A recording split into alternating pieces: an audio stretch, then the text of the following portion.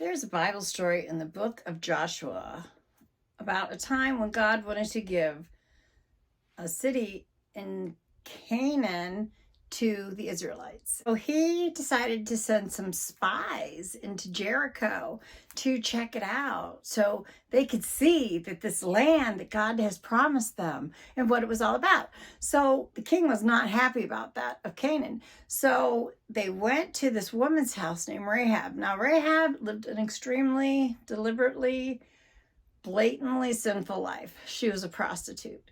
But they went to her and they said, we need to hide from this king. Is there any way you could hide us?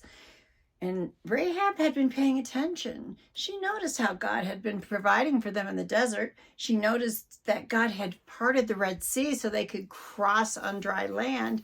She knew that there was only one true God, and he was on the Israelites' team. So she said, okay, come on, let's go up to the roof and you hide there. And when the soldiers come, I won't tell them you're there. So great.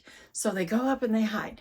And the soldier comes and they're like, we're looking for the spies. And she's like, sorry. And so they leave. So then she puts a rope out the window so they can go down out the window and out of the city. Well, there was walls all the way around the city. So God had planned to knock those walls down, but he didn't want to think anybody, person or people did that. So he said, this is what I want you to do. I want you to march around that city 7 times. 6 times I want you just to march. And on the 7th time, I want you to blow your horns and yell as loud as you can. That's a little bizarre, wouldn't you say? But they did it because they knew God and he was faithful. So they marched around the city and they marched around and they marched around and they marched around. And on the 7th time, they blew their horns and went, ah! And the walls fell.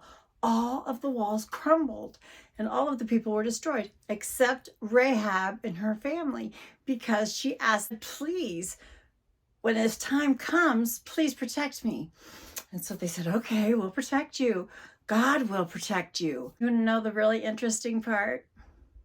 Because Rahab changed her ways and got on God's team, God had a plan for Rahab, and God has a plan for each one of us. So God's plan was for Rahab to marry an Israelite. And long story short, she is the great grandmother of Jesus. That's right. Nobody's too bad. There's nobody God can't use. God has a plan for anyone that will say, I am wrong. I'm sorry. I believe in you. I accept you. I believe in you. Please come into my life and change it forever. And he has such a wonderful plan for you.